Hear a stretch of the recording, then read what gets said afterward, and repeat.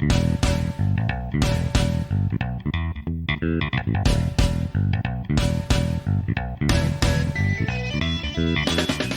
everyone, and welcome once again to The Goods, a film podcast. This is Brian.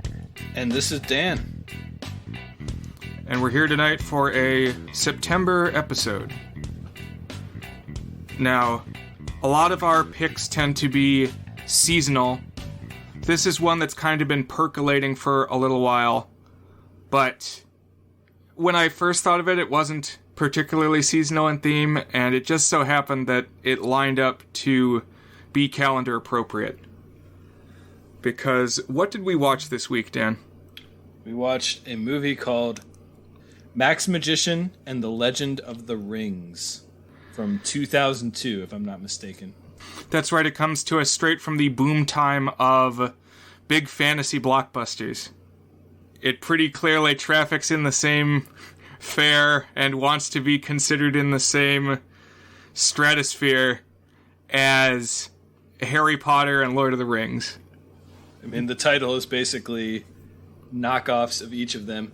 Max Magician is the name that you would come up with if you gave yourself a creative exercise to come up with a Harry Potter knockoff in 10 seconds or less and not allow yourself to think about it any further beyond those 10 seconds. Yeah, it's like a filler title. Like, think of a better name eventually, and they never did.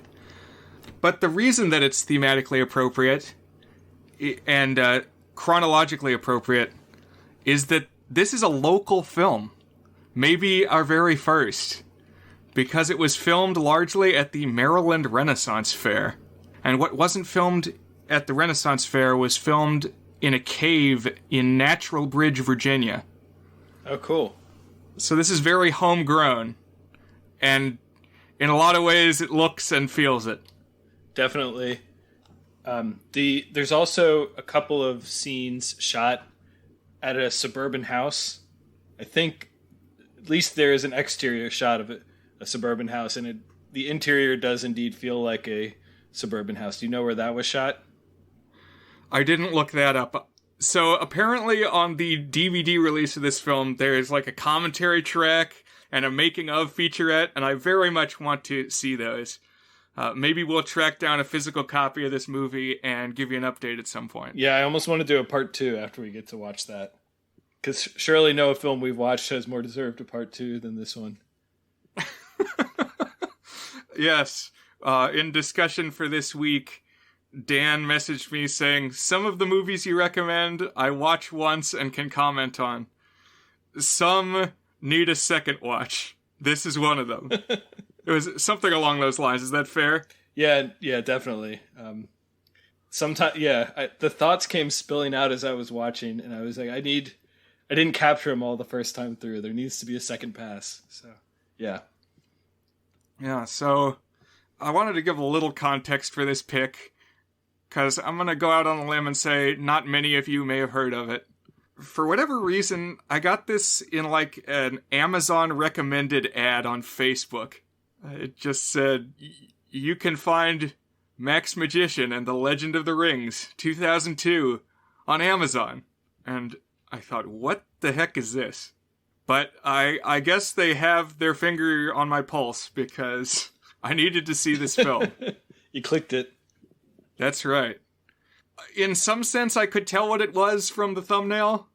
Like, I don't think they really hide the quality of the film in their poster. I think it comes across. Yeah. I mean, it's take Harry Potter and the Fellowship of the Ring, put them in the blender, extract all of the money and budget from that, and that's a starting point for this. Sort of. There's a specific look of zero-budget local film posters, and it's captured here. It's like, take the least flattering picture of each actor and just, like, collage them together so they're not lit the same. And, like, the contrast is weird, and you're getting there. Yeah. You know, throw a couple different fonts on there. The ones that you can get on those online free font packs. Not to hate on those free fonts at all. I've gotten a lot of mileage out of free fonts. Me too, for sure. which is a point that we're going to return to, because one thing I think we need to keep in mind as we take a look at this film is, like, what is it possible to accomplish with no budget, and what isn't possible to accomplish with no budget. Because I do want to commend this movie in some ways just for existing. Being a film that's feature length in the fantasy genre, made right here in town, basically. Right. And so I am kind of weighing in my head how much of a handicap to give it with those things in mind. And these are talking points we're definitely going to return to before we throw a number value on this thing. Yeah, and on a similar note, I'm going to be doing at least a little bit of dunking on this movie as we progress here. Some of my thoughts are not so flattering about the film. That's okay. But, you know, one thing that I just want to say this now that struck me as I was watching, there's a lot of things that don't look Hollywood-esque, that look, as you said, you might not have used this word, but homespun, made locally and amateurishly, is that the people actually look like real people, and it made it very easy for me to imagine these people who, like, I like fantasy and I like making movies, and my dad's friend is financing a film and I get to appear in it and I'm happy about that. Or like people who are just, hey, oh, I'm going to do makeup. I'm going to give you some face paint because you're the warrior princess. And that carries in the amateurish production in a way that might be charming, like not in the way that I typically view films. Like maybe if I actually knew them, that would be more charming, but it at least made me appreciate that these were real people making a thing, and I'm appreciative that someone went out there and made it, you know? Like you said, it's in some ways it's a miracle that this thing exists.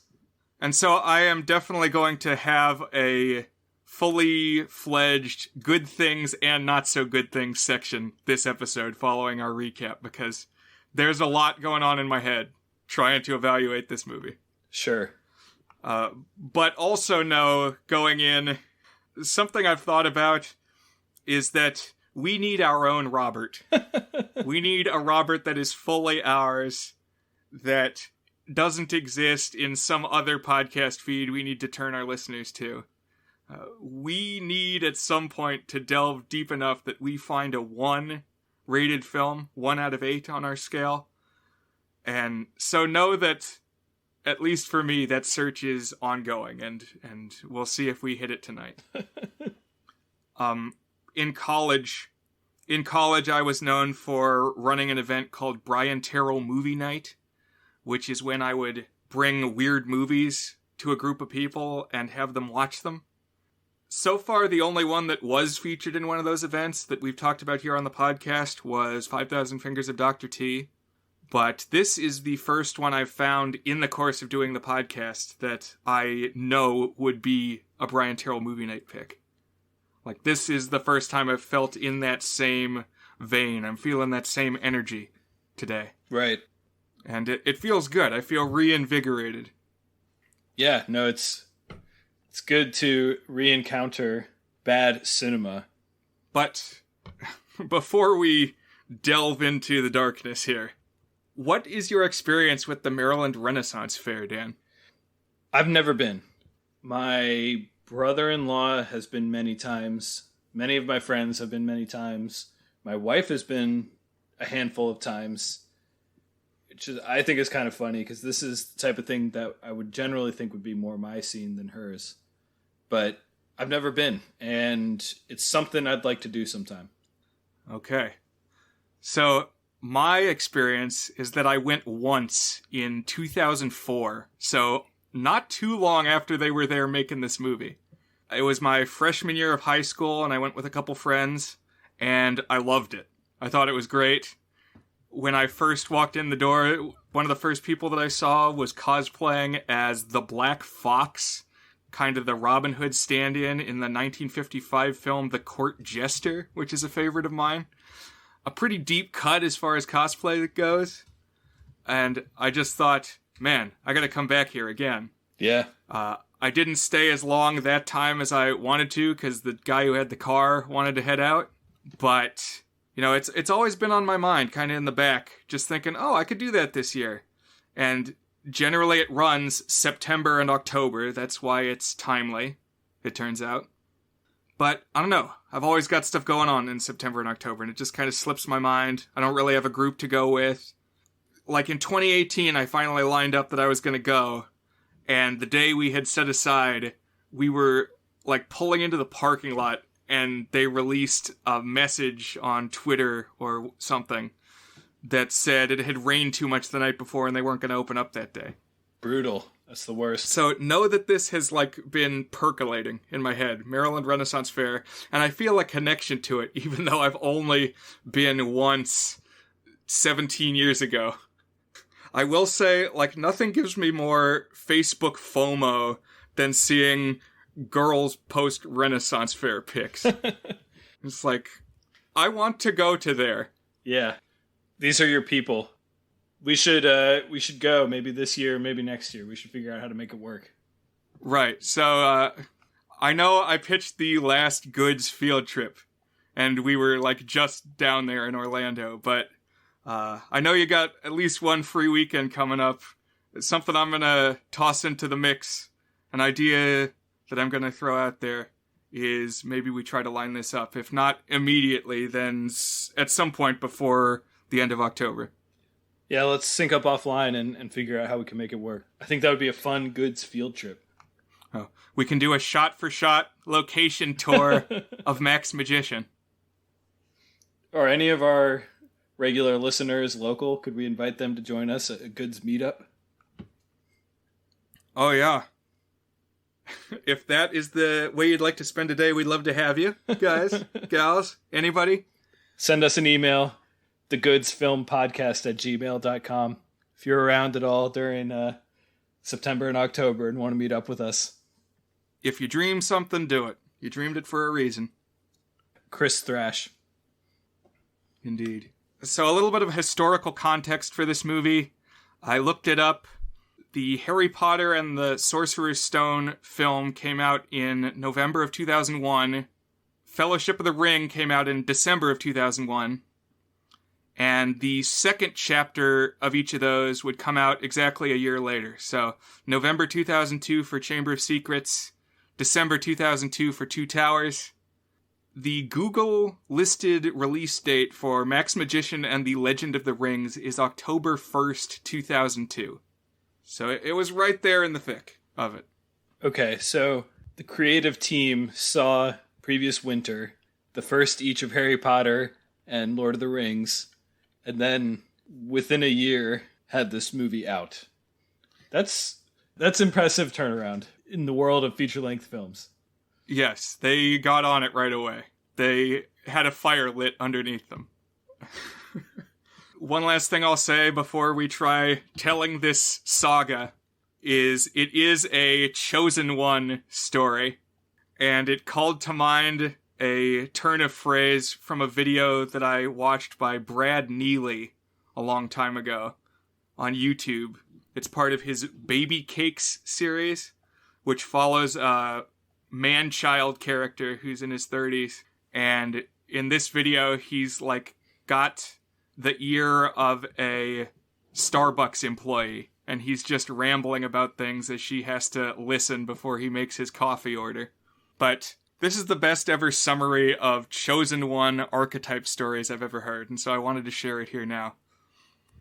Baby Cake says, "There's always some poor kid who has a sucky life, but then he's visited by someone from a hidden world of awesomeness who explains to the kid that the kid is the chosen kid, and everyone is waiting for him to fight, and to win, and to accept treasure, and to accept love, and to rule the hidden world of awesomeness like the handsome little asshole that he is. Happens all the time, right?" That's good. I like that. That's a good overview, for sure. Yeah, I think that is a pretty good recap. If we gave you nothing else, that would tell the story of the movie. I think he says, "And all of us is just hoping to be one of those forgotten chosen ones." I mean, I still see people our age, our mid-30s, saying, when am I going to get my Hogwarts letter? When's it going to happen? So there's truth to that. Now here we are. The doors are opening to a new world. This is the plot of Max Magician and the Legend of the Rings. Are you ready, Dan? Let's go for it. So we begin with a cold open, which features a troll assassin called the Red Cap, chasing two vaguely elven-looking dudes through a forest. Did this intro elicit any memories for you, Dan? So I know I've seen openings like this before. I was trying to remember, does Troll 2 open with, like, scampering in the wilderness? This is the Troll 2 opening. It's goblins chasing people through, like, waist-level greenage.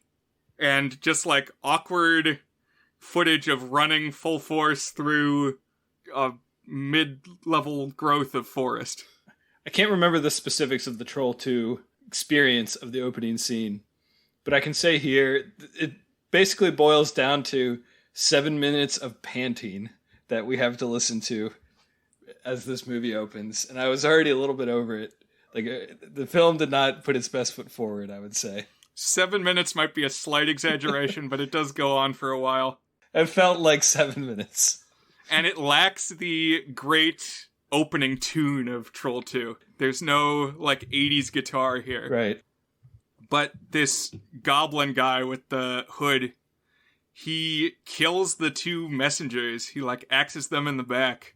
But not before one of them kind of half-heartedly crawls to a magical door and passes a little scroll through the door. Which, as we're going to find out, this is a passageway, a portal between Earth and... This is called the Bluebell Forest.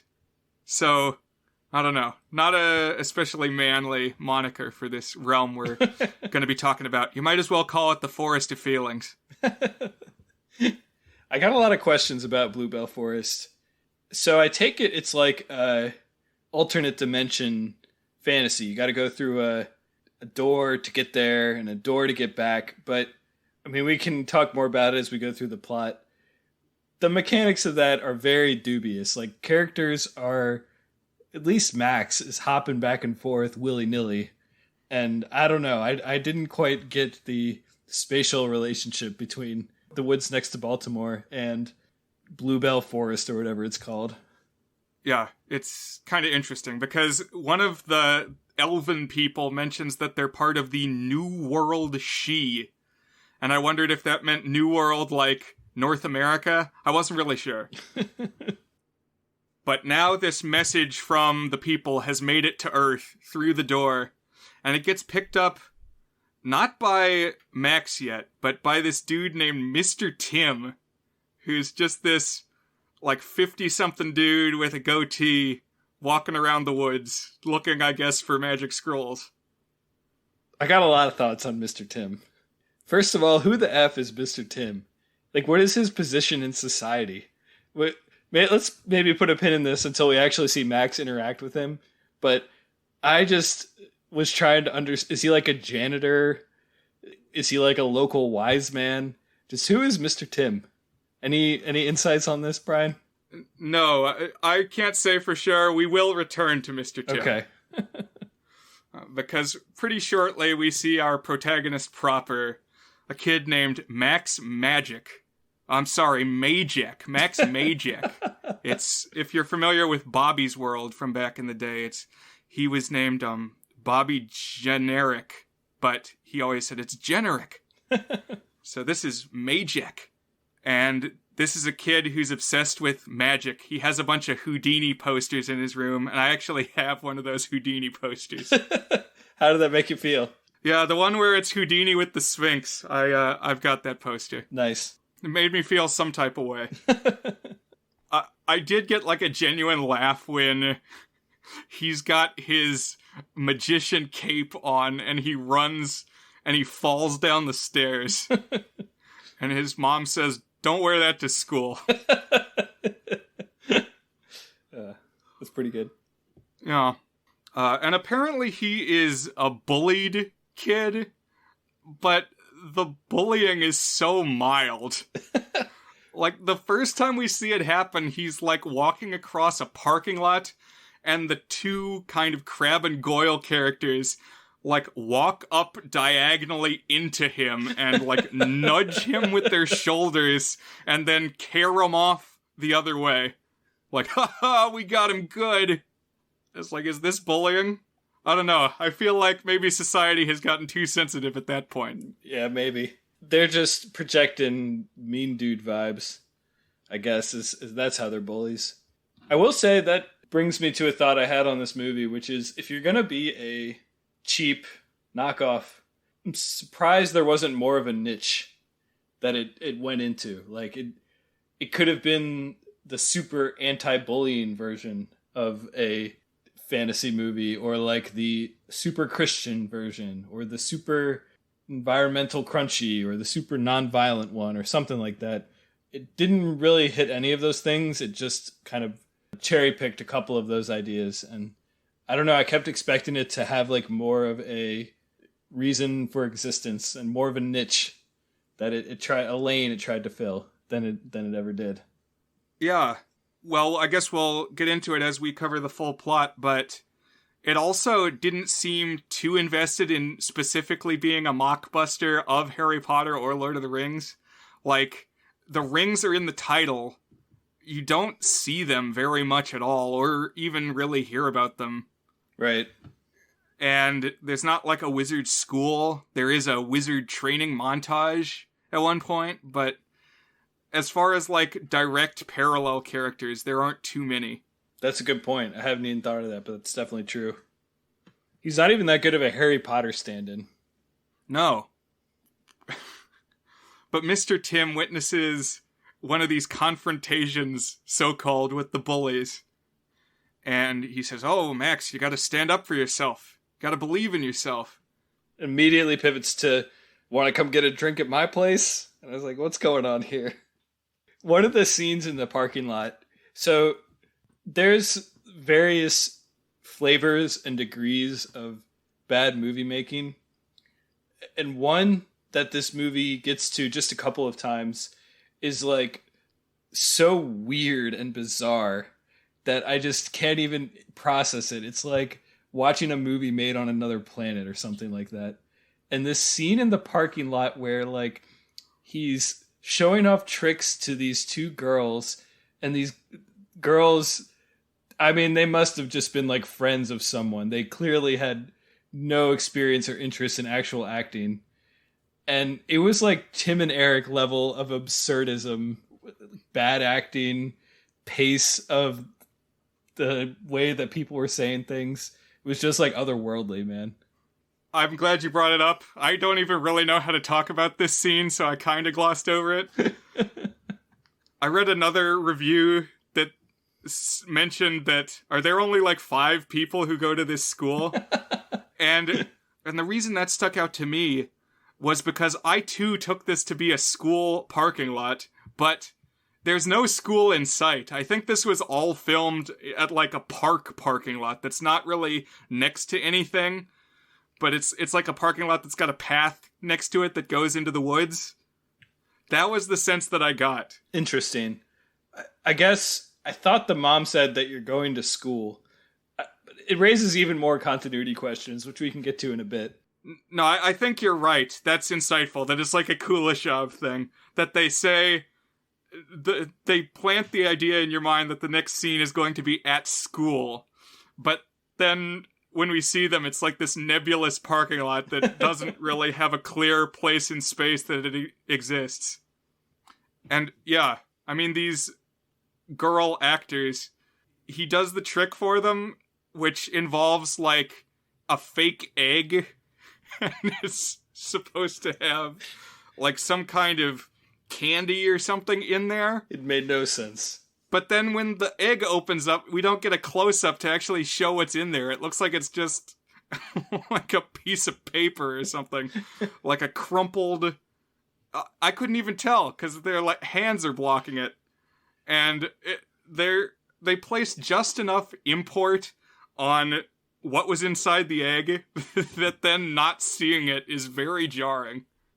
I would say the most bizarre part of it is that these girl characters who are not projected to be like strange or weird or dorky in any way are like unironically interested in this self-professed loner doing his magic tricks for them and are like excited about it. It was a weird 2 minutes for the film. But luckily, Mr. Tim is here to dispel any awkwardness. Yes, he pulls Max aside, back to his place, I guess. They obviously have some pre-existing relationship, although we don't know exactly what the nature of that is. And Mr. Tim gives him a book of real magic. Not really apropos of anything other than, hey, you want to stand up against bullies? I have just the thing. Sorcery is real. If there are any minors listening to this podcast, if an old man with a beard invites you over for a drink and wants to give you a book of real magic, just get out of there as quickly as you can. Just bolt, man. Because that's some dangerous news there.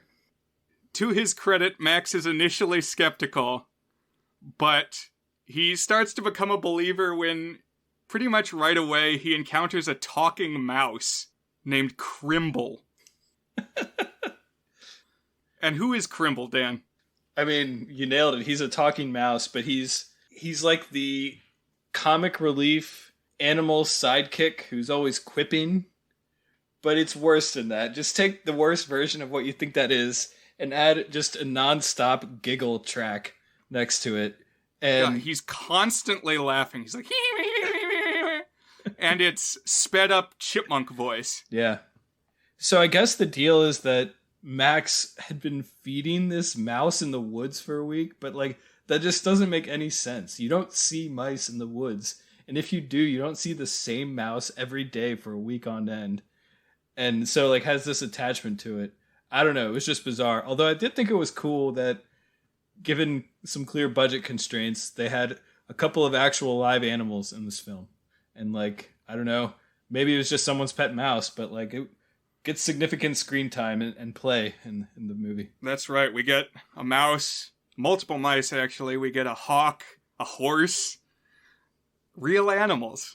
They're free from Hollywood's strictures and taboos. No marching CGI animals here.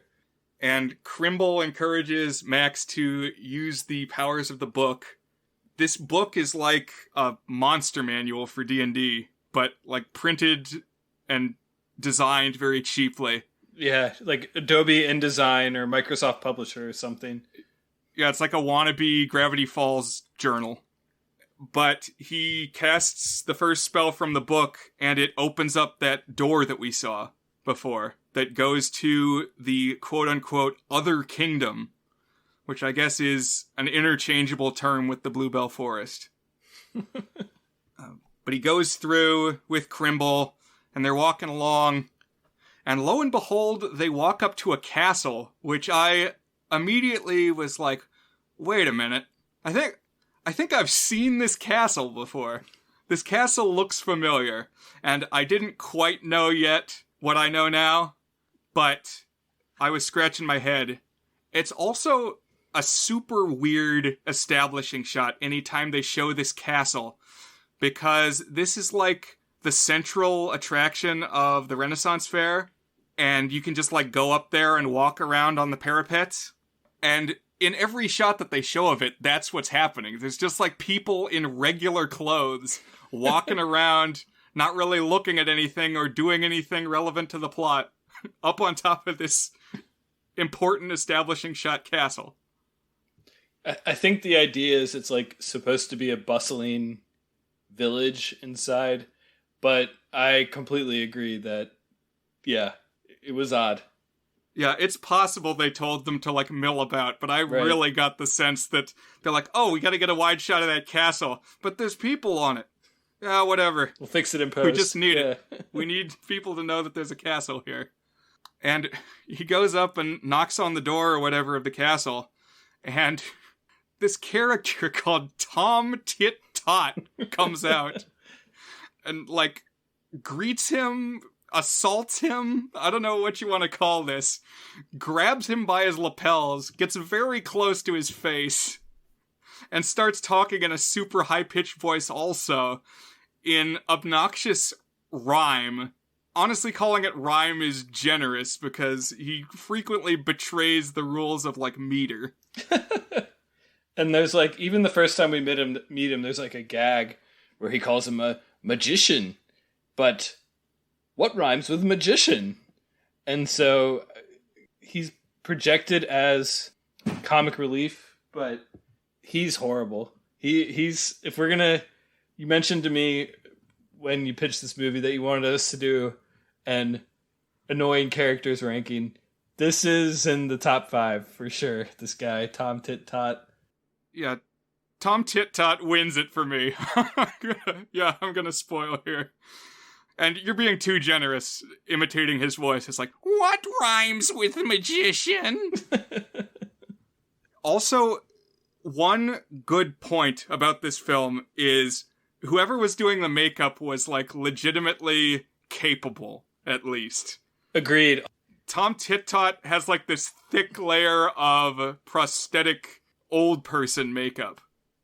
And he is not the best example of the makeup work in the film, but he is an example. I completely agree. The very weird thing, though, about the makeup is they picked, like, 4 characters to get a full prosthetic and makeup job. And literally everyone else has, like, face paint. Like, no offense to your show, but, like, what I would expect on Count Gauntlet's Horrors from the Public Domain. Like, amateur hour. And so it's just very jarring to have, like, these... I agree. Like, as far as the technical aspects of it, easily the highlight of the film, to just, here's a blue Sharpie on your face. This is not the first time that Gauntlet is going to be brought up in discussion tonight.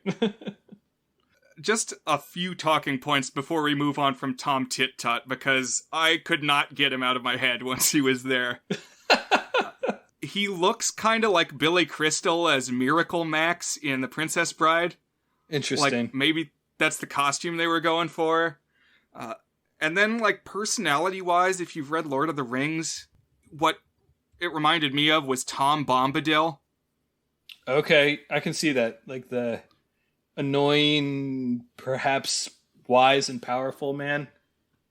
Right, and he's always, like, skipping around and rhyming, and his name is Tom. And it was a wise choice to leave him out of the Peter Jackson movies. Right.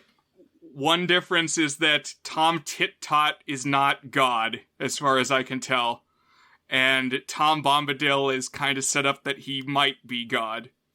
So you have not seen Mulholland Drive, correct? That's right. So I'll keep this low spoiler then. There is a hobo character who has some grotesque makeup. Tom Tit Tot made me think of the grotesque hobo character in Mulholland Drive. That was my point of comparison. And let's just say that they are both equally off-putting in different contexts. Well, now I might have to watch Mulholland Drive. Oh, you absolutely should. That would be one for us to watch together and discuss afterwards. Nice. Well, Tom Tit Tot takes Max into the dining hall, where he meets the court of Princess Etane. I'm honestly looking forward to the point in the podcast when we can be just casually in other episodes dropping some of the names from this film. Because that's another somewhat strong point. We've got, like, Belphoebe and Hurla, Dagda, Etane. I want these names to become, like, hearty gins to us. That's pretty good. Part of our goods argot. Right. Our lingo. That's right. But Princess Etane explains that her kingdom is being threatened because evil Lord Dagda is on the rise with his army of the Unseelie. This is one of the moments of several that made me aware that someone on the crew, at least, had, like, a passing interest, at least, in Celtic mythology. Like, it dives a little deeper than the very surface area fantasy that people are aware of. Like, beyond just having elves and goblins or whatever, somebody picked up like an Irish or Scottish mythology book and worked in the Red Cap and the She and what have you. Interesting. They want to at least give it like an academic veneer, and it's probably not much more than that. I'm not an expert. I felt like somebody was passionate about what they were doing. Okay. I didn't know. I thought those were just all made up terms, so now I know. No, Seelie is like holy and Unseelie is unholy, and it's like the light and the dark elves. Gotcha. And they worked in like some, I don't know if it's Gaelic, just kind of Scotch-Irish terms. Oh, and another giveaway was all the fake Enya music. It's like they definitely want to like evoke Ireland and stuff here. I actually kind of unironically enjoyed the fake Enya music. Very inspired. Yeah. Oh, me too. And some of the score just feels like somebody listened to Howard Shore and tried to write it from memory and changed 3 notes. And that was the score for that scene. When we get to the end credits, there's just absolute pages of tracks listed out from stock libraries. Oh, interesting. And I really want to track some of these down and just make a mix CD of Max Magician, the music. The Max Magician playlist, yeah, that's great. One thing I'll just throw in here, and it could be an overall positive about the film, but we're kind of running around the woods in this alternate world. And then you get inside the castle village, but it's still like lots of green trees, but it's early fall. There's a couple of the leaves are changing color. A couple of leaves have fallen. If you're going to have a cheap movie, filming it out in the woods and cranking up the saturation for your color at least makes it more pleasant than like Robert when we were cramped indoors at what was like a hotel or some really boring interior set. Oh, for sure. I enjoyed being outdoor in the pleasing greens, even if I don't know if they were sophisticated enough in 2002 to do like actual color grading, or whether their sensors just like amped up the saturation, or they applied some sort of effect in whatever editing software they used. But like the wildlife is very bright and eye-catching. That's definitely one big difference from Robert. We are in the outside world. There's also way more people involved. Mm-hmm. Like, comparatively, this is a cast of thousands. It's not quite to that point, but it's much more than in Robert. But pretty much as soon as these characters sit down to dine in the castle hall, some of Dagda's thugs bust in. They just smash down the door with their LARP hammers. Because this movie, despite having fantasy battles, I think they must have just been able to use whatever weapons they could bring into the Renaissance Fair. And, like, they could only bring peace-bonded stuff and whatever. Because Dagda's, like, orc guys all have these big, fake-looking war hammers. Yeah, like made out of craft foam and a stick you got at Michael's or something like that. Right, and the good side, the, like, elf bluebell people, they all have quarterstaffs. They've just got sticks. Nobody has a sword, nobody has plate armor, nobody has bows and arrows. It's all just this melee stuff. And in Gravity Falls, something we didn't talk about is there's an episode where Seuss goes LARPing. These dudes carrying the warhammers look like they're all just part of Seuss's LARP crew. Totally. Just these big, heavy-set, scruffy dudes who clearly probably would have been there anyway. And it was just convenient that somebody happened to be making a movie. Right. My notes include the sentence, "Why is everybody LARPing?" So I'm with you on that. I have a couple thoughts on the feast. Do we want to talk about the feast here for a minute? Sure, let's talk about the feast. So one is just out of the blue, for like maybe a total of 6 seconds, there is this one dude who is like a alien from the Star Wars cantina looking reptilian guy in this crazy makeup, and he serves absolutely no purpose to the plot. He does not fit in at all, and I enjoyed all 6 of the seconds that he was on screen. Did you notice this guy? I did this time around. So this was my second time watching the movie.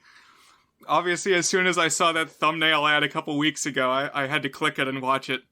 It's only 99 cents to rent it on Amazon compared to most movies that are like $3. I sprung the full, I think it was $2.49 to purchase an SD copy so I can watch it for the rest of my life. And I hope that's exactly what you do. Give it your daily watch. I did notice this, like, frogman, though. He's just got, like, a big, saggy mouth. He's all, like, green and brown. Yeah, a weird-looking dude. And it cuts to him for some effective, like, I don't know if you could call it a reaction shot, because his face can't really move. But I did enjoy just seeing him up close, like, wobbling around. Yeah, he's, like, bobbing his head up and down.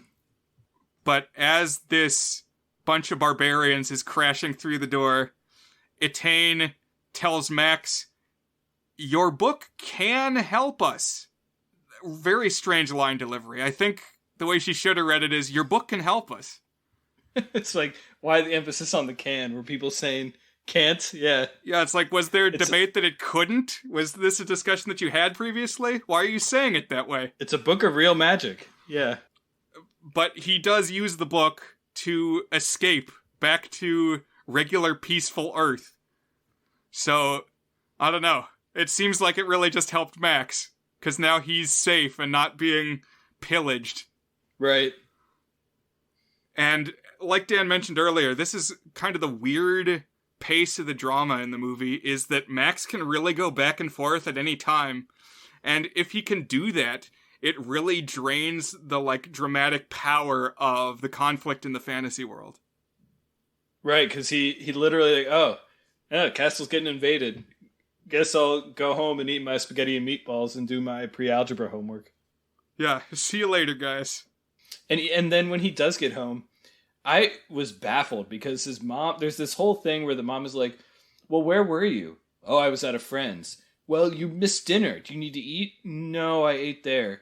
But, like, didn't he not go to school that day? And, like, hasn't he effectively been missing for 10 hours now? And I don't know. It was very weird. It is pretty clearly the same day, I think. I took it that the parking lot scene we saw was at the end of the school day, not the beginning. Interesting. Okay, so does no time pass, or does time pass 1-to-1 when you're in the fantasy world? I think maybe it was just a couple hours that he was there. It's also possible time doesn't pass. But, I mean, if he just went there and had the dinner, really the question is, how long does it take to walk from the door to the castle? And that's a little more credit than we need to give this film. Probably true. If you want to make a map as you watch it every day for the rest of your life, keep me posted. We could go do some location scouting and try and make an educated guess. But, yeah, there are some interesting things here in this back in the real world stretch of scenes. It really struck me how badly the parents are dubbed. At least one review I read seemed to think that every line in the film is dubbed, which I guess is possible.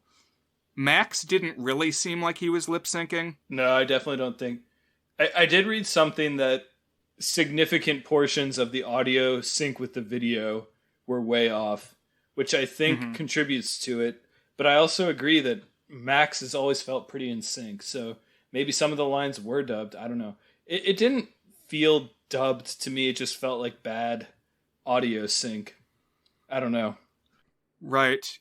Yeah, it could be some of column A, some of column B, but whenever, like, Max's dad would talk, it seemed like his volume was out of place, and, like, his intonation was weird. Just like he wasn't actually talking to anyone, like he was just recording a line. I gotta say, I was not prepared for the dad. He's, like, halfway between Daniel Stern and Woody Harrelson, and he's got this not very flattering, untidy, bald hairdo thing. Yeah, I was going to say he struck me as like Daniel Stern 2 with worse hair. So, glad we're picking up on the same things. If I were a Hollywood casting agent, I would hire him to play like a low-level thug in an 80s period piece about drug dealing or something. Like, he didn't strike me as dad material, but I don't know. I'm keeping an ear out for possible episode titles, and not dad material might be a contender. Also, one of the spells that Max practices, because he sits up in his room, there's like discussion that he's going to keep Crimble the mouse as a pet. And once he starts like keeping him in a cage, that's a little weird, because we know that he's like sentient. Right. And also just the whole thing that he's back spending time at his house, enough to like establish that he's going to keep a pet mouse when we know there's a fantasy battle going on, is a little strange. I think it's implied that only he can hear Crimble's voice. So I guess like when he becomes the magician, he inherits this power or something. I don't know. But there's like a lot of gags around the mom being surprised that the mouse is there or saying something, or it was kind of dumb and repetitive. Right. No, I agree that the other characters don't understand that the mouse talks. They just hear mouse sounds. Mm-hmm. But one of the spells that Max practices from the book up in his room is a fog spell. It just fills the room with a bad digital effect of fog. Like sparkles in the fog, yeah. Yeah, but, like, it's important that he needs to dispel the fog before his mom comes up into the room and sees it. And it made me wonder, like, is this secretly a stoner masterpiece? Like, do you just go and hotbox your room with your talking mouse, and if I were high, would this be speaking to me more?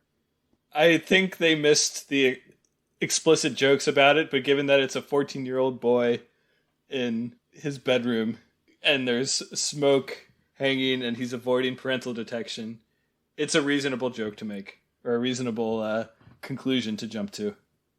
And it becomes like his signature spell, too. I mean, if you are a Harry Potter fan, you'll recall that in the later books, Harry has some discussion, I think it's with Dumbledore, but, oh, you can't develop a signature trick, Harry. You're using Expelliarmus too much because it'll be your tell, and your enemies will know how to fight you if you use the same move all the time.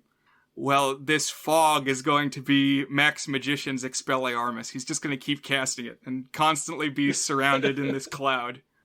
I like your implied alternate reading of this film, that this is in fact the story of the weird old man in the neighborhood giving some hallucinogenic drugs to the local teenager, and him experiencing a different world when he first ingests them. That's right. Eventually, though, we do go back to the fantasy realm. If Max himself doesn't go back right away, we are back there in pretty short order. And we finally get to meet our villain, who is named Dagda. And he has just full-out makeup on. He's got big ram horns and, like, spotty green orc skin. What were your feelings on Dagda, Dan? How did his performance strike you? He is simultaneously the best thing and the worst thing about this movie. He is an untrained but enthusiastic actor playing a Power Rangers villain, and he is just camping it up. He has this tick where whenever there is a half second or more of silence, he goes, "Dah!" Just like over and over again. And he talks in this weirdly affected voice that it sounds just like a person talking weird. It doesn't sound like a weird voice. It sounds like a person who needs to like cough up the mucus in their throat or something like that. But he's just like leaning into it. He's not leaving anything on the table. He's making weird faces and saying things weird, and I don't know. So on the one hand, like, it's something, and a lot of this film is nothing, and he's something. But on the other hand, I'm not sure I like what the something he's bringing there is. The makeup is impressive, absolutely, and he goes all out for it, but he would probably rank number 3 on my most annoying characters list, behind Tim Tot Tat or whatever his name is, and Crimble. Oh, Crimble's number 1 for you? Number one for me, for sure. Oh, man, that's an honor. The problem with Crimble is that he's always there, and it's like have you ever had a gnat fly into your ear and you try to get it out and it's the worst feeling in the world? Like, Crimble is a nonstop gnat in your ear, and like, I was just begging to close the window and stop watching this movie on Amazon Prime, but I had to get through the hour and a half. Well, good news. Now you own this movie. Yeah, I would say Dagda perfectly encapsulates both the film's strengths and weaknesses. He's got genuinely impressive makeup and, like, ironically impressive line delivery. Gotta love the gah, bah, da. Also, now I'm gonna be extra conscious if I ever actually find myself making any of those sounds. It's like, I gotta not do this. I gotta not be like Dagda. Yeah, don't Dagda it. There's one weird thing about the makeup. It's like very clearly ugly goblin makeup, bad guy makeup, no question. But there's a heavy exposition, like 5 minutes of this film coming up, and he gets played as a romantic lead, or like a potential romantic character to the queen of the good elves, whatever the hell they're called. And it's just like, you're still Dagda. Like, I could not buy it for even a second, you know? I think we have to really keep in mind what marriage was in the Middle Ages. It's like, if you're a king, you marry a queen, you unite two kingdoms, and that's what it's for. Even if you got horns growing out of your head. Exactly. So as long as you got a castle to your name, you got some matches lined up, potentially. And maybe that's still true today, who can say? But Dagda has these two key minions I think we gotta shout out.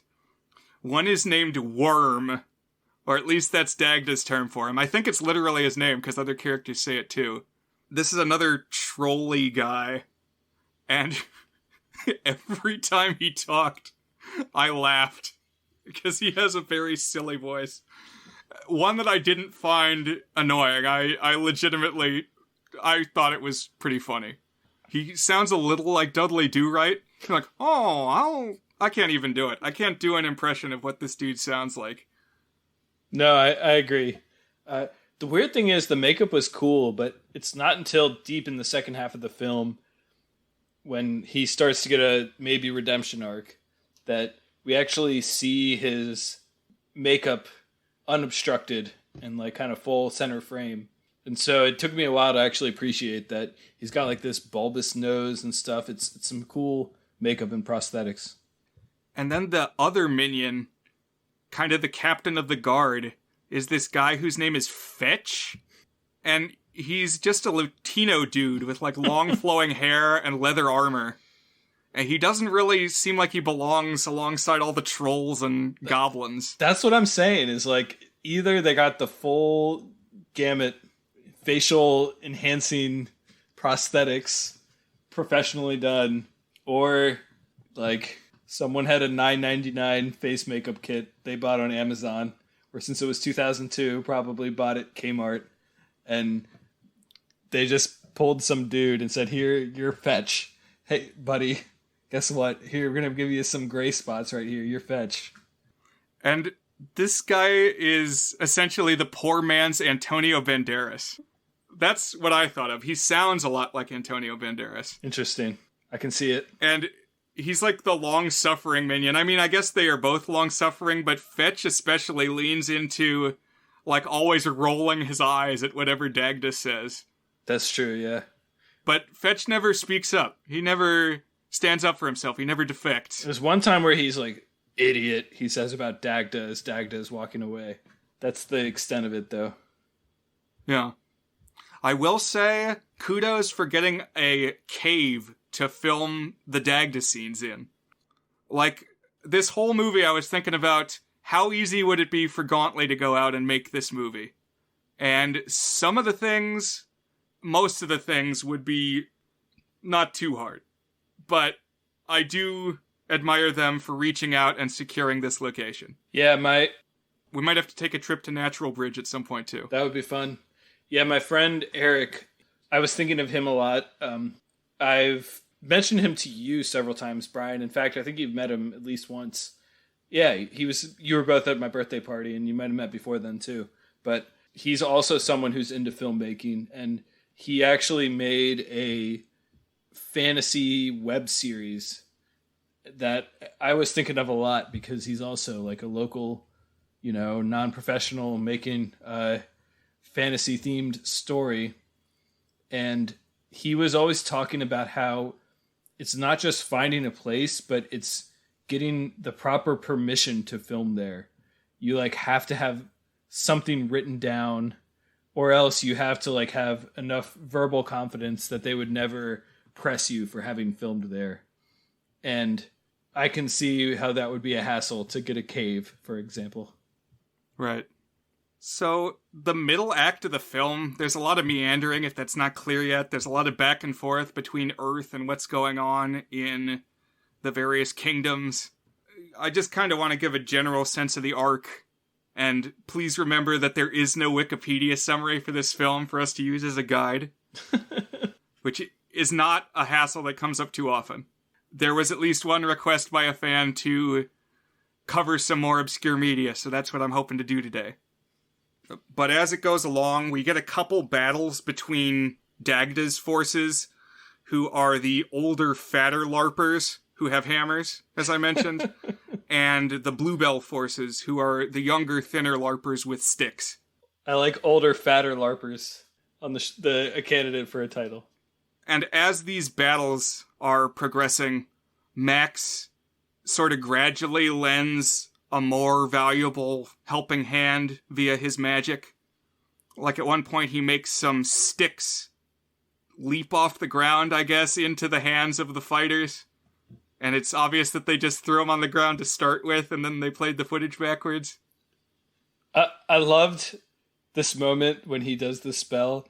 Right before it, there's a warrior who is just like an Asian man in like a t-shirt and pants. He doesn't look like he is dressed up for a fantasy film.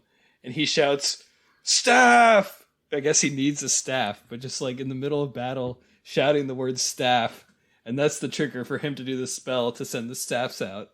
I guess he lost his staff or something like that. So he shouted, "Staff!" Hate it when you lose your staff. And, in between these different battles, there'll be periods where the groups are recouping and regrouping.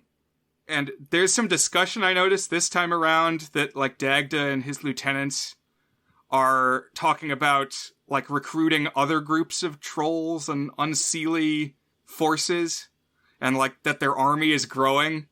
But we don't ever really see the group grow. There's never really any new people there. I didn't notice it at all the first time, but I think they're trying to give the sense of, like, in Lord of the Rings, there's a lot made out of, Saruman's forces are going to join Sauron's forces, and then they'll have this big army. But we don't really ever see anybody besides these three guys planning the military maneuvers, so it doesn't really land.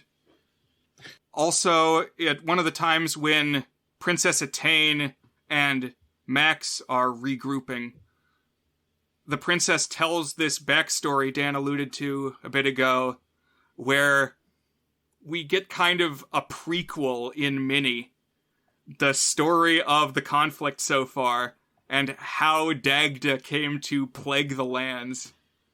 And yeah, it's like this semi-romantic scene between Dagda and the Queen, and it's very weird. It's a really bizarre segment of the film overall, because I could be wrong. I don't know.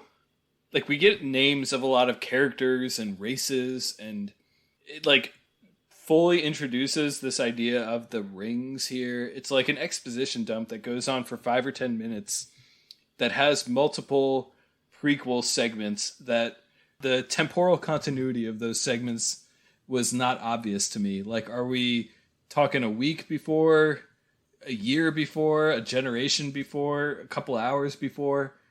Whatever it wasn't clear to me. Just like all of a sudden we're naming rings and kingdoms and species and things, and For the things that I enjoyed about this movie, the mythology of it was not one. So this was when I checked my watch and was alarmed to learn there were still 40 minutes left in the runtime. Yeah, this is not an especially long movie, but it feels pretty long. I get the sense that this was the point where, like, the screenwriter or whoever developed the lore came out from behind the camera and said, "Hey guys, you really got to work in some more of my material.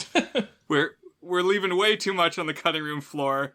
People are going to want to know about, like, the financial relationship between the trolls and the elves." The one thing I liked about this prequel segment is, so the queen doesn't marry Dagda, instead marries a knight. And when this knight comes on, he actually kind of has some Hollywood intensity presence. I liked this guy. I wanted more of him in the story. He's like, he's ready to throw fists with Dagda, and he's got some fire in his eyes. And he's kind of got like a jawline too. I thought that he had presence beyond what many of his peers had. Totally. You're nailing every talking point. Yeah, because Dagda shows up and basically lays out, "Man, you should have married me, because then we'd have control of, like, mining resources from underground, in addition to agricultural resources of the forest, and we'd be an economic powerhouse." And Queen Belphoebe, which is a pretty good name, says, "Dude, what are you talking about? You're like a gross troll man."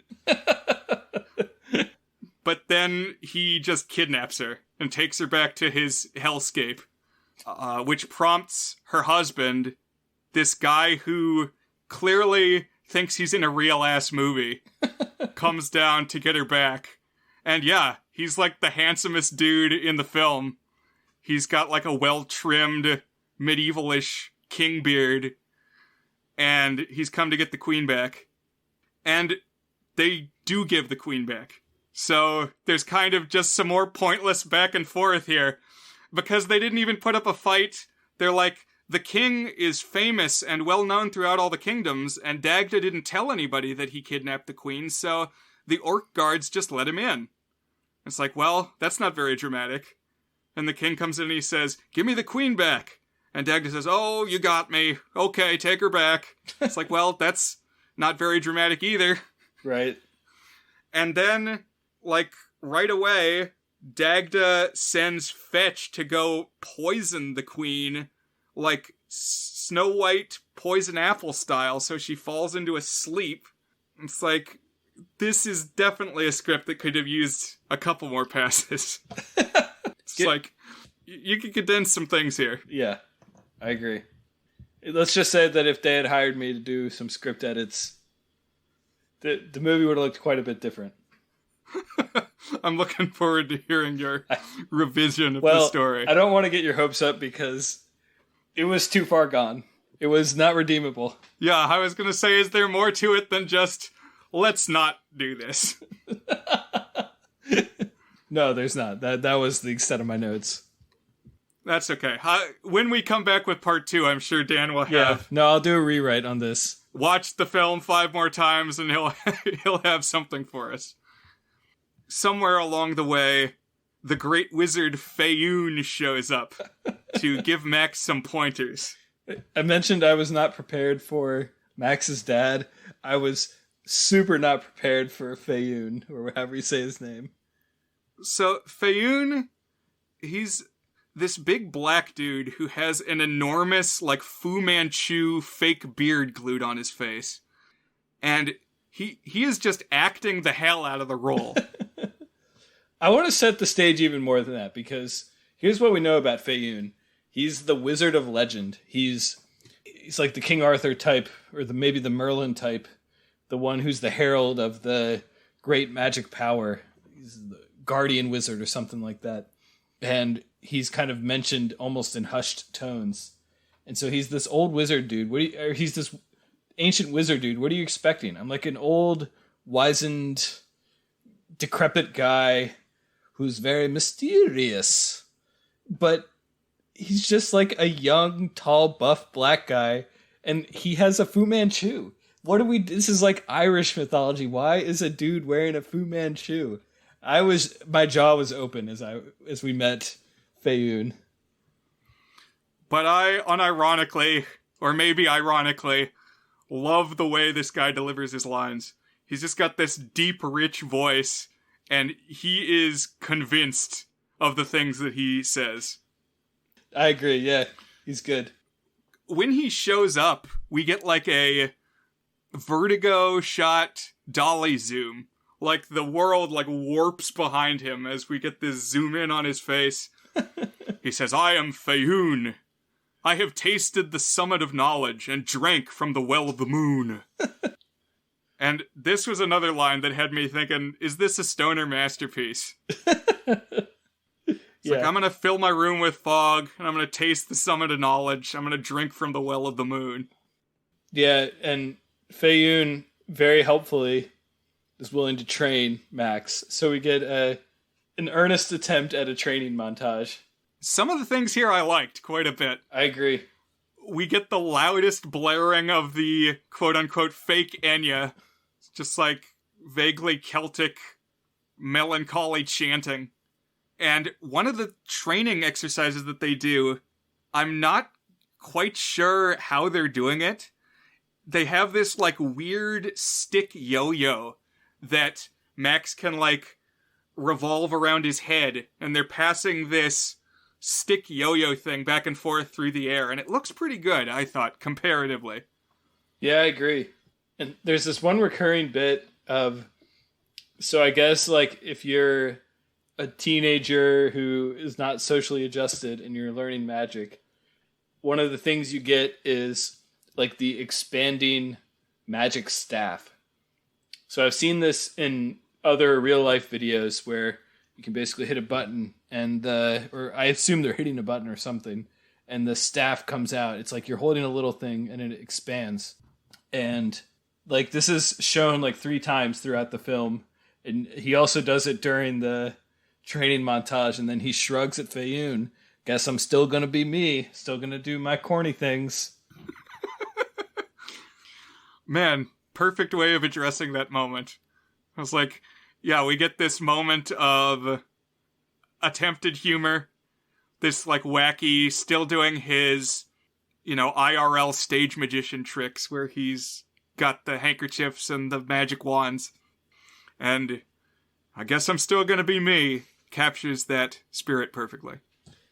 We get another training montage where Max is training in physical fighting, getting quarterstaff tips from Princess Atane. And I like this training montage too because their method consists entirely of beating the shit out of Tom Tit Tot. Yeah, no, this was good. And I thought that Princess Atane hadn't really done too much in terms of like anything other than just stepping around and stoically delivering lines. But she had some physical grace in this training montage. I was like, oh, that's cool. I'm glad that she's not like a total, that she actually brings something here. And there is one point though during this where she very visibly like breaks character and like relaxes her shoulders and like tilts her head to the side. And I would bet money that was like where the director or someone was standing, and she thought that the scene had cut, or like, did I do that right? Like looking for affirmation or something like that, because she clearly was breaking character for a second there. Well, then that means she was doing enough of an acting job that you could tell the difference. Some of these people, you probably wouldn't know whether they were in character or not. Meanwhile, back in the cave, Dagda's advisors are telling him, hey man, Max Magician is training up. He's punching the meat at the meat processing plant. He's running up the Philadelphia courthouse steps. He's getting ready for the fight, and you gotta watch out for this threat. And Dagda just keeps blowing him off. Oh, Fayoun is dead. Max Magician is a nothing. He's a child actor. He's worse than Jansen Panettiere. I don't have to pay attention to anything that Max Magician is doing. But it's like, dude, don't ignore your military intelligence when you're waging a war. It's a bad plan. Yeah. You have these lieutenants for a reason. To be fair, I would not be afraid of anyone who has an unbuttoned button-up shirt with a dark t-shirt underneath. It's like, if you have that look, you're immediately not intimidating to me. Even if you're training with Fayoun? Perhaps if you're training with Fayoun. At least the instinct is still there for me. But you're right, if your intelligence is telling you, you probably gotta listen. After he's repeatedly blown off, Worm, not Fetch, decides to defect. He's gonna turn face. He's gonna join up with Max Magician. And so he reaches out to him out in the woods, and Max Magician is won over. But when he takes him back to the castle, Princess Attain is very not. She's like, get him out of here. He's a troll. He works for the enemy. I'm not even gonna hear this. Get Worm away from me. Which is, like, pretty cold. I mean, I guess it is logical, but, like, are you not gonna trust Max? He's won, like, 3 battles for you. Yeah, this moment was really odd. It was like, all of a sudden we need to have a thing where turns out the good guys are a little bit racist too. And they need to learn their lesson as well.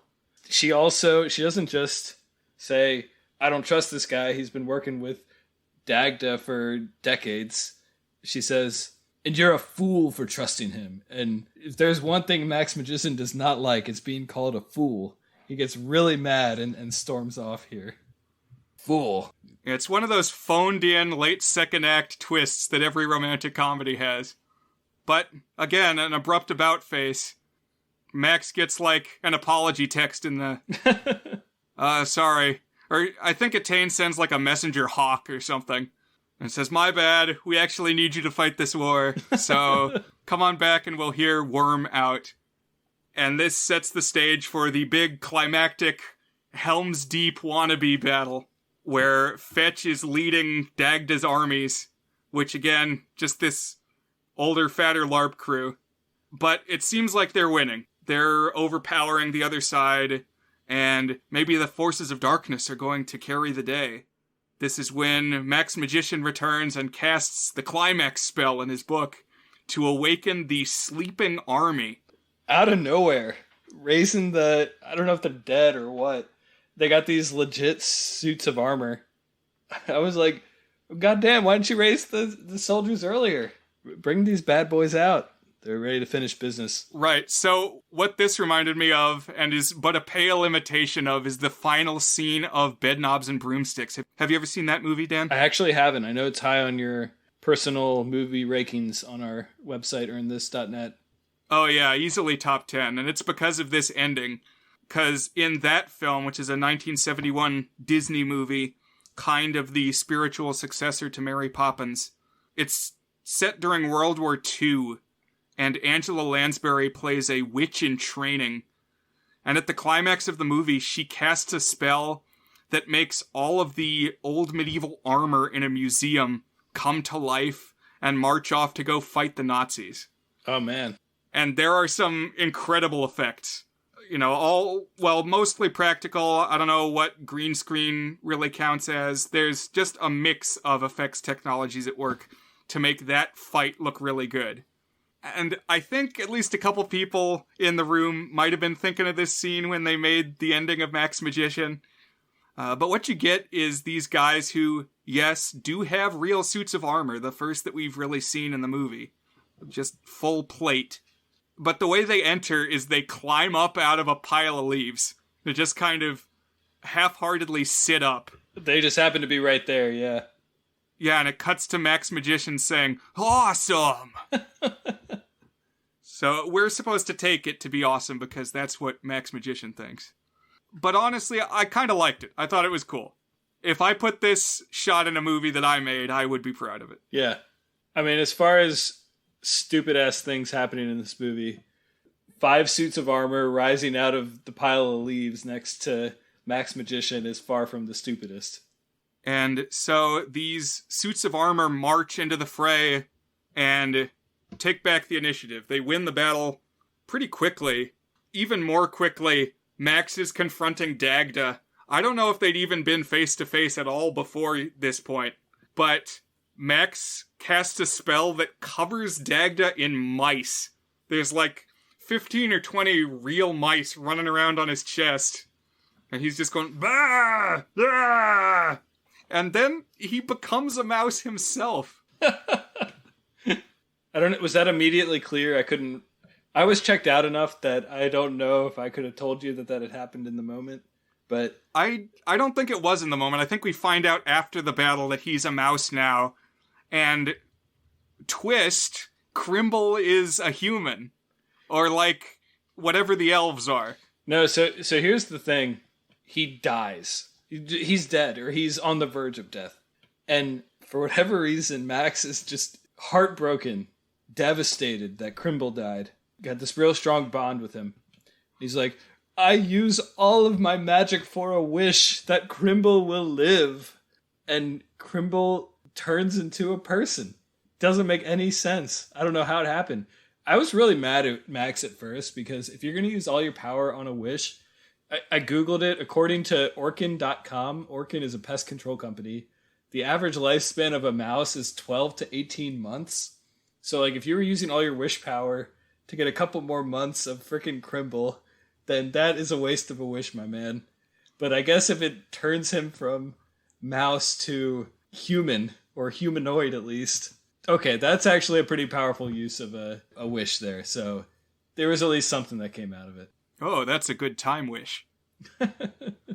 So now Max Magician is victorious.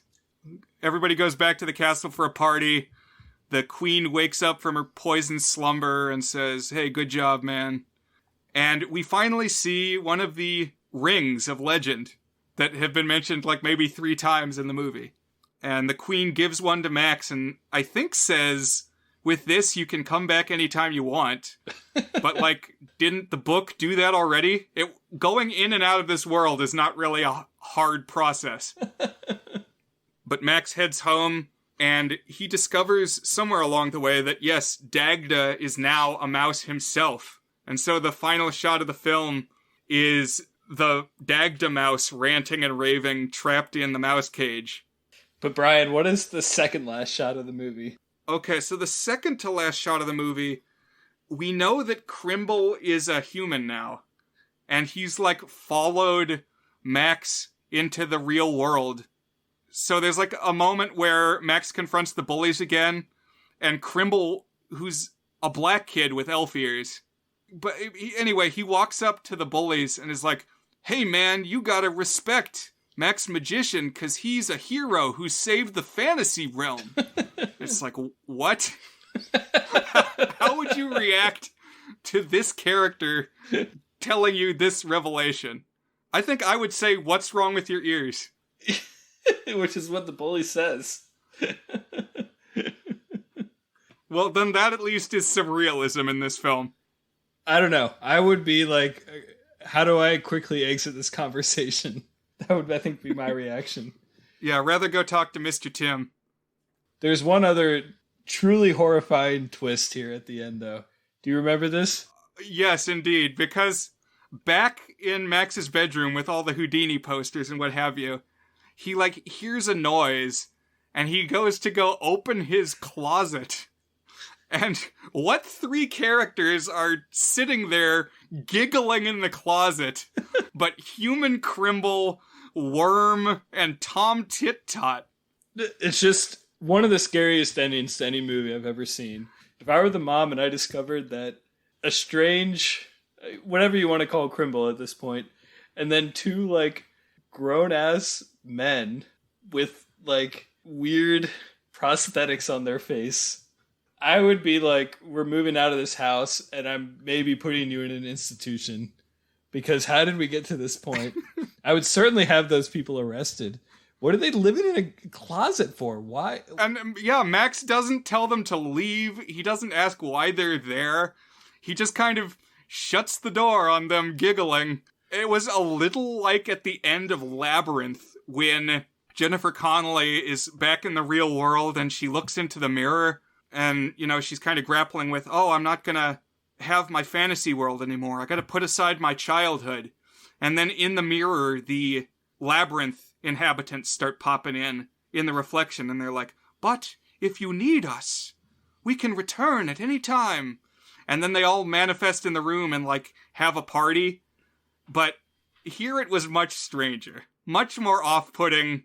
There's not really any reflection on what it is and what it means. It's just, here they are in the closet. Yeah, here's the version of if you're changing clothes, then Worm will peek out of the little slits in the closet. It's like, what is going on here? And it's like, are these the characters you would want to be celebrating with? No, they're the last characters I'd want to be. Oh, and good news, you get King Dagda in your mouse cage too. It's like the four most unpleasant characters, with your mom as the runner-up because she's always the buzzkill. Like, wow, you won this round, Max. Guess what? You get to spend your time with Tom Tit Tot rhyming to you. Well, the place where your toothbrush has been placed is the one where you don't know the space. It's like, just give me my goddamn toothbrush, Tom Tit Tot. Like, what are you talking about? And that's Max Magician 2002. That's his happy ending. He doesn't get a kiss from the princess. Yeah, it's like bring a Tane around, at least Fayoun. You know, somebody cool. Get that Hurla guy to come back, give some more powerful line deliveries. But I bet he's also still going down to Mr. Tim or whatever his name is. So, some other things we want to talk about before we throw a rating on this thing. What did you like? What did you not like? Yeah. Where is your headspace at in the moment? I'm ready for my bombshell hot take on this movie. You ready? I'm ready. The actor who plays Max is actually pretty good. I expected him to be horrible. He's not. He's like the least bad thing about this movie, other than some of the makeup. I think he comes across a little worse than he actually is because the script is so bad.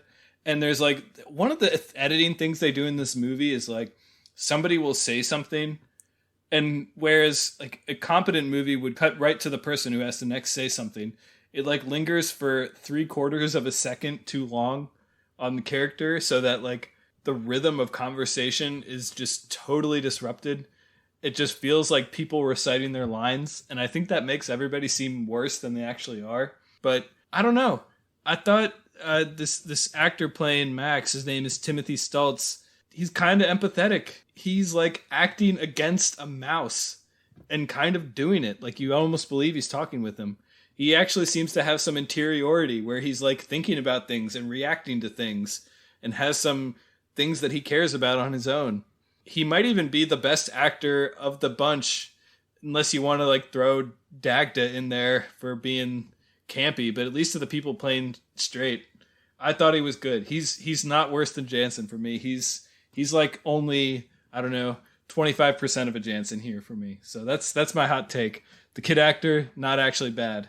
Nice. Yeah, I think my opinion is a little bit colored by the picture that they use of him on the poster. It's terrible. Where he's looking into the book and he's just got the dopiest expression on his face. He's got his mouth hanging open and like his eyes not really focused. But you're right. His performance, he can carry the film. Like, I'm glad that he's the one we spend the most time with. So, riddle me this. Could he replace Jansen in Last Day of Summer? Yes, he could absolutely play the Jansen role. Probably better than Jansen. I think he would have been a little too old by that point. That's probably true. Last Summer was 5 years after this, so... Okay. I mean, that's one thing that I'm gonna give as a caveat in all my good things, is that this movie is from a while ago. Right. Like, you wouldn't have had all the same computer technology to bring this about as you do now. You'd have some of it.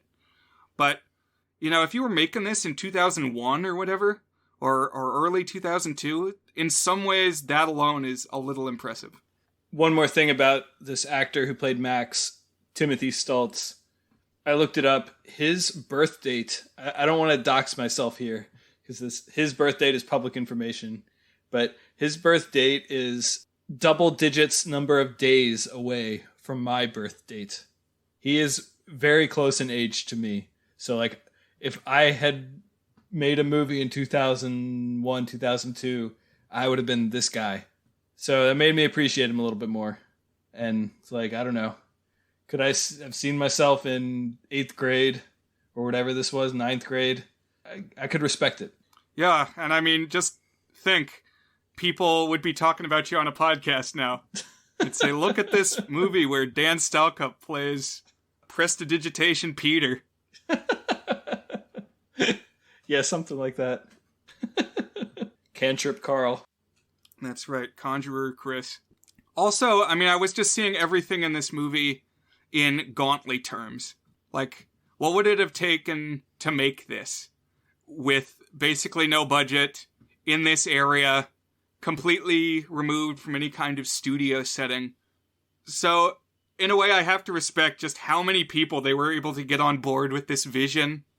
I really did pay attention to the credits, just seeing how many, like, extras were involved, and the catering services, and all the locations that they got. It's a legitimate production. I mean, it's a production. I don't know if legitimate is the right word. It had a beginning, middle, and an end, and it resulted in a feature-length film, so... There you go. This is a real movie you can go and watch. For 99 cents, or, again, it might have been $2.49, and then you can watch it as many times as you want. It also gave me a little bit of a vibe of the TV show Wishbone. Did you ever watch that back in the day? Okay, yeah, I can see that. I did see that show. So I loved Wishbone, and I still love it. But for any of the uninitiated, the premise was it told the story of great works of literature, and the setup was we'd get introduced to a scene taking place in the suburb town of, I think it was called Oakdale. And there was a kid and his friends having some run-of-the-mill everyday suburban white kid conflict in Oakdale. And then the protagonist's dog, a Jack Russell Terrier, would imagine a work of literature that paralleled the conflict in the episode. So really, you know, in like a 25-minute episode, you gotta have two stories. You gotta have the town story and then a recreation of the masterpiece of literature. And all of these were recreated with, you know, minimal budget, but they would, like, do a pretty good job of telling the story of, like, you know, Romeo and Juliet, or The Tempest, or Don Quixote. And they would always have cool costumes and set pieces. And all the actors had to play against a protagonist who was a dog. This was very formative on me. And not only is it opposite a dog, but his voice acting is edited in post. I mean, maybe they have somebody reading the lines off screen, but I always feel like that's an underrated hard thing of acting opposite green screen or animal or inanimate object, is like that person isn't talking to you. How are you hearing the things you need to hear and reacting to that when you can't even hear it exactly how they will be saying it? That's a really good point. So, this movie is not nearly as charming, but it has a little taste of that sense of telling an epic tale with a limited budget and having that same kind of suburban scope. Right. Like, when it cuts to a suburban house, I believe that's a suburban house. Definitely. And one more time, credit to the legitimately good makeup team. Like, that was actually maybe not like A-list Hollywood, but if you showed me that in like a C-list horror movie or something, I wouldn't blink twice at that. Like, that was legit Hollywood makeup there. Right, yeah, they could go to work for like a big haunted house, right, and prep the people each day. Anything else you wanted to call out as being specifically good, Dan? One thing I want to talk with you about in a minute when we get to the Is It Good section, there were moments here that were unintentionally funny to me. Like the weird magic trick in the parking lot scene, and one or two other line deliveries that were just so weird that it made me laugh. And I guess I give credit to the movie for circling back on badness to get back to goodness. It had a little bit of that from time to time. Okay, yeah. I mentioned I laughed when Max fell down the stairs. Yeah. It's like, how much is intentional?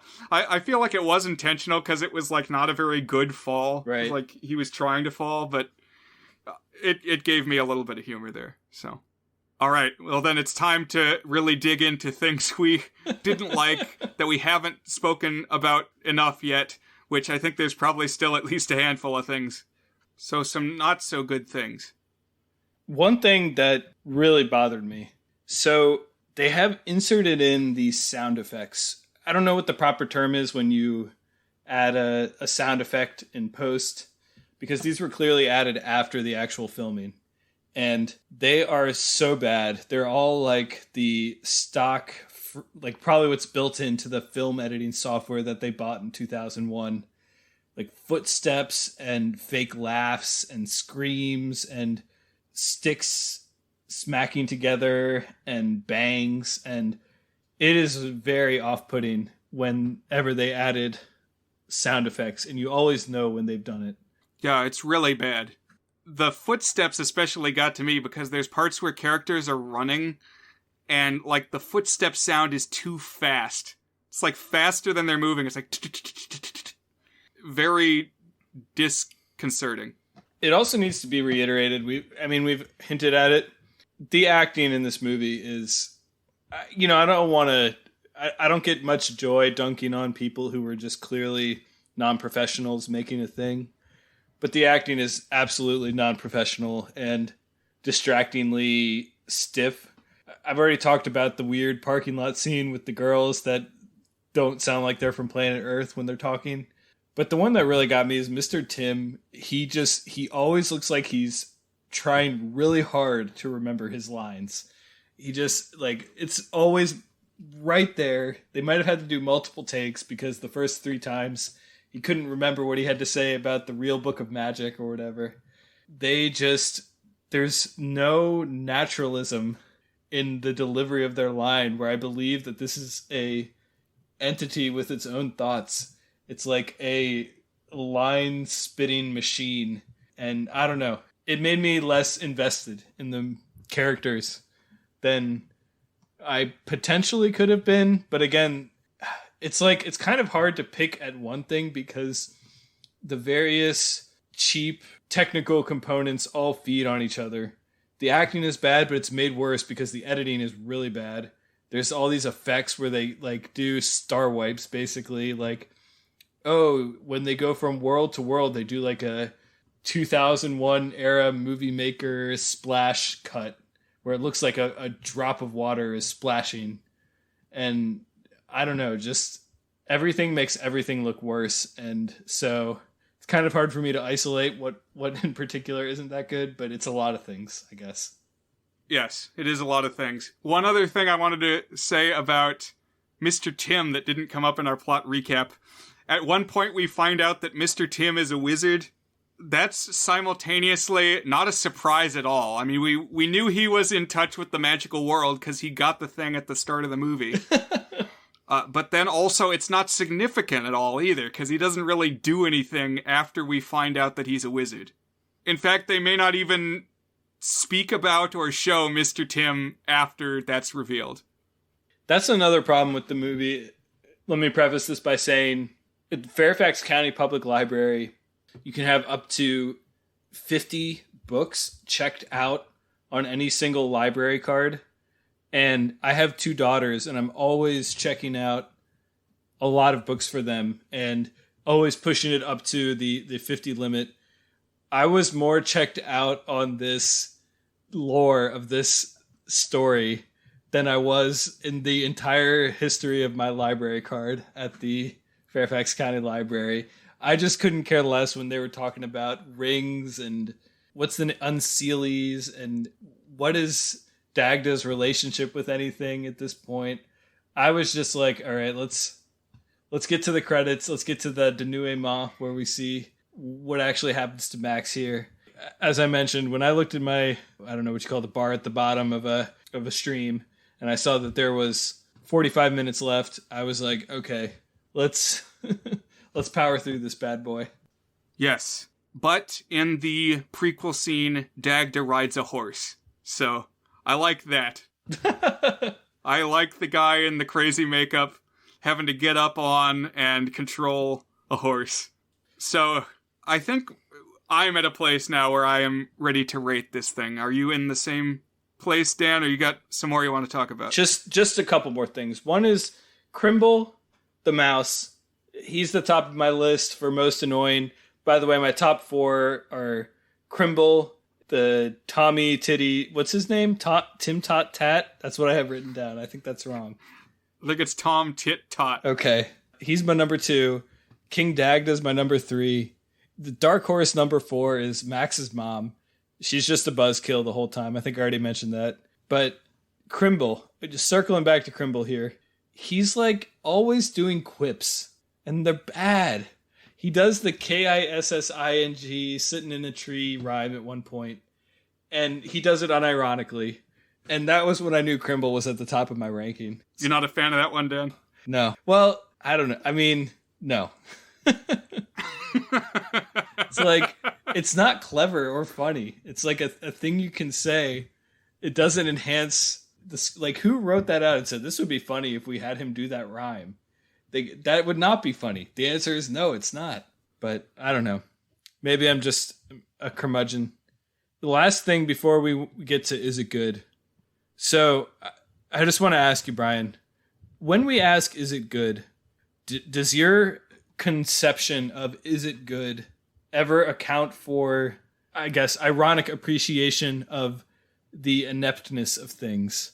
So, for example, is there room for classic great bad movies like The Room or even Troll 2 to be higher than the obvious 1 out of 8? It's a good question. We haven't really had to grapple with this with our selections so far because Robert was just unforgivably awful. Right. No enjoyment in the badness of it. I felt no redemption there, and also it wasn't really built up for me. That, like, if you had told me, oh, Robert is something that people go to and throw spoons, maybe I would perceive it differently. But it really does set the bar for what the bottom of the barrel is. I don't know, because personally I do hold appreciation for So Bad They're Good movies, and I don't know whether that translates over to our scale. I guess we're going to find out. And maybe we'll tweak that gauge a little bit as we go along in the show. Maybe once we do our location tour, we'll feel boosted appreciation. Perhaps. I will say, when I watched Troll 2 and I added it to my movie rankings, because as we've mentioned a couple times, I have been rating every movie I watch on the is it good scale and saving that to a spreadsheet. I gave Troll 2 a 6 out of 8. I don't feel very good about that because I feel like you either need to go all the way up or all the way down on that one. But I will say that my perception of the scale does account for some, perhaps so bad it's good appreciation. All right. Well, that's good to know. I'll say Troll 2 I put as my number 11 top favorite film back when I made my list in 2013 because I said I couldn't in good consciousness put it in my top 10. Seemed like it didn't belong there, but I had to give it as high praise as I could without that distinction. Sure. So, now that you've heard almost 2 hours of commentary, where are you at, Dan? Is Max Magician and the Legend of the Rings a good film? Drum roll. Brrr. No, it's not. It is not a good movie. Is it very not good? This is the one I chewed on for a long time. I really thought a lot about this. There were times when I was watching it that I was locked in sure that it was a 1 out of 8. Very not good. A special bar of badness that we've set when I was just not particularly enjoying myself and the movie was just going and going and going. But then we get King Dagda hamming it up and duh-ing for a bit. Or we get, I don't know, just some weird line delivery that made me laugh unexpectedly. And when all is said and done, the combination of all of the things feeding into it, whether it's, hey, it's kind of cool that a local group made this and it was locally sourced. And, hey, it's kind of cool that it was low budget indie made, but they still had cool makeup. And man, it's nice we get to spend time out in the woods with the oversaturated green leaves. And there's some funny, ironically enjoyable stuff here. I'm just going to give it a 2 out of 8. I'm going to say that this is a not good movie, but I'm not going to give it the worst brand of all, the dreaded 1. So I had enough appreciation for what it overall brought that it barely escapes that that bottom of the pit. But I've mostly spent this time talking about how it's not quite a 1, but it is a 2, which sounds positive in its spin. But let that not distract from the overall amateurish, borderline incompetent filmmaking, nightmarish script of a film. That said, I did subscribe to r/Max Magician, which there's a subreddit dedicated to this universe. So I'm one of 24 subscribers. The top rated post is a joke about how let's not make LOTR memes, Lord of the Rings memes. Let's instead make LOTR memes, Legend of the Rings memes. And that has a solid 5 upvotes. So that's the top. But I'm a subscriber, so ready for whatever content they bring. Man, I hope you become the admin one day. What about you, Brian? How does it fare? So, I think we're not too far apart, but if you were in, say, the American public school grading system, where we're at about is like, I think we're both around the 65% D, 64% F barrier point that we're hovering at here. And I'm falling just on the side of the 1. Very not good. With the proviso that this is not Robert. Robert is like, you didn't turn in the homework at all. You got a 0. You weren't even in class that day. Whereas this is the very highest F you could have. It's like, is this Cirque du Freak? No. There's no John C. Reilly. There's no Willem Dafoe. There's no cool circus shadow puppet opening credits. This is an inept film, but it is not charmless. People put forth an effort, even if it was, the caterers and the people keeping up the Renaissance Fair and the people making their foam LARP weapons. It takes a village to make a feature film, and this movie brought the village together, for better or worse. It exists now, and 20 years later, you can still watch it. And it's captivated me enough that I am curious to see what shots I can recreate if we do pay a visit to the Renaissance Fair. Well, there you go. I can't say that I hold that against you. I really toyed with giving out the 1, but I had just enough affection in my heart, so... Yeah, no, we should definitely consider heading out to the Ren Fair, seeing if we can find some of these locations. Sorry, how wild would it be if we ran into Timothy Stoltz? Dude, I would be just amped. Give me a cell phone photo, send it to all my friends, and say, I met Max Magician, you jerkwads. Is that something you can say you did? Then you smash an egg on their face, and you walk away. Yeah, something like that. Well, thanks everybody for listening to our dissection of Max Magician. What is on the horizon for the goods, Dan? What comes next? So, you just gave me a challenging work to consume, Brian. I have a challenging work for you to consume, but challenging in different ways. I'm going to be assigning you the 2000 experimental documentary film entitled As I Was Moving Ahead, Occasionally I Saw Brief Glimpses of Beauty. This is a documentary composed of home videos. That's really all I know about it, is that it's mostly or entirely made of home videos. And it is 288 minutes, which comes to about 4 hours and 45 minutes. Oh, well. Compared to 1,000 minutes for Gravity Falls, that's brisk. But it is a documentary, so we'll have to see. Yeah. I don't know what to expect.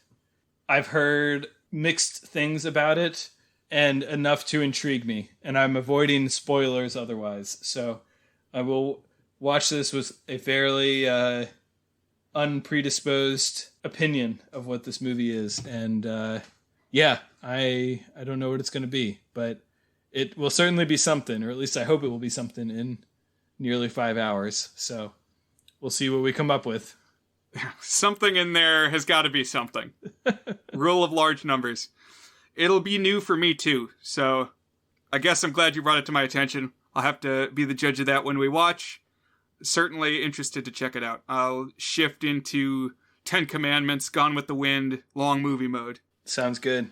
Yeah, this will probably be, unless you're going to count the pre-1920 serials that came out in multiple episodes, this will be the longest movie I've ever watched. So, all right. Now that you've heard from us, we want to hear from you. Email us a review of Max Magician or any film that we've previously discussed, and each week we'll read one of your reviews on the podcast. If we pick your review, we'll send you a $5 Amazon gift card, enough for a free movie rental. You can send your review to thegoodsfilmpodcast@gmail.com. That's thegoodsfilmpodcast@gmail.com. Brian, we got a review. Oh, wow. You want to read it? I do. It's from my brother, Will. He appeared on an episode a while ago, but he is one of the small number of people who keeps up with our show. And he wrote into us about our discussion of Gravity Falls from episode 50. Here's what he said. And listeners, I'm just going to warn you that this this email spoils both Gravity Falls and our review of Gravity Falls in terms of what we rated it. So if you have any hesitation on that, now's the time to bail. Hello, the goods. I just got finished listening for the second time to your review of Gravity Falls. First off, I want to say that I could not be more pleased with your 16 out of 16 score. Dan mentioned my fondness for the show in a much appreciated shout out, but I want to say again, I love this show. You both touched on much of what I love about the show in your review, but you've opened your inbox to listener comments, and I'm going to take this opportunity to express my opinion. Here's my one-sentence review. Gravity Falls succeeds at all it seeks to do. Let me elaborate. The heart of this show is the mystery of Gravity Falls and the relationship between its many oddball inhabitants. Specifically, of course, it focuses on the Mystery Shack family.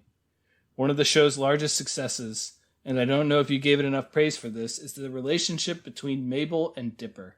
As someone with many siblings, there are a few pieces of fiction that really capture the odd mix of annoyance and fondness that is a close sibling bond. Dipper and Mabel are always at odds, but at the same time, there's little doubt that when push comes to shove to weird apocalypse, they will be there for each other. Really, the show is strong in the way it builds up the family around our centerpiece twins.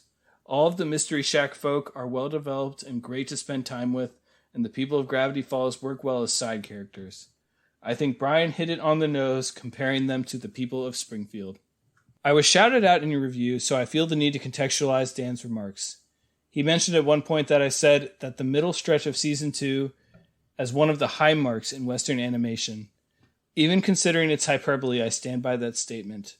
Not What He Seems into the two stands is a thorough teardown of the Mystery Shack only to rebuild it to greater heights.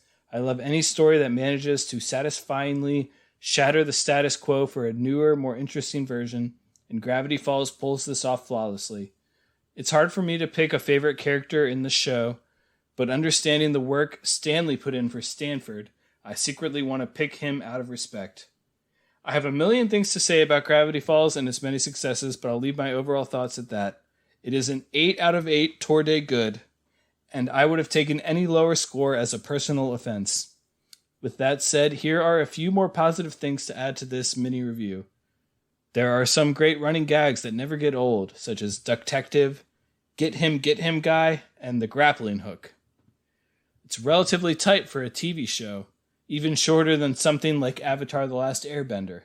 It has fantastic character names: Dipper, Wendy Corduroy, Pacifica Northwest, Blendin Blandin. It has an absolute banger of an opening, and if you skip it, you have no heart. Gravity Falls treats its characters with overwhelming kindness. It is rare for a character to be a punchline because we are making fun of them. Dan laughed about how Seuss is given uncommon depth to his character, and I think that only serves to demonstrate my point. This show treats its characters well. My favorite episode you didn't mention is Golf Wars, I think. For some reason, that one sticks out in my mind as a great one. I'm halfway through Season 1 in my goods-prompted rewatch, so we'll see if I feel that way again when I get there. This review probably ran a little longer than you expected, but I love the show. I was glad to hear your guys' thoughts on it, and I'm looking forward to 50 more episodes of insights on movies and TV shows. Yours truly, Will, Dan's bro who lives in Japan. Hey, thank you, Will. Yeah, thank you, first of all, for writing us in. It's our first submission. Maybe every review we read, assuming we get submissions in the future, we'll edit them down for time, but I wanted to read the full one since it was our first submission ever.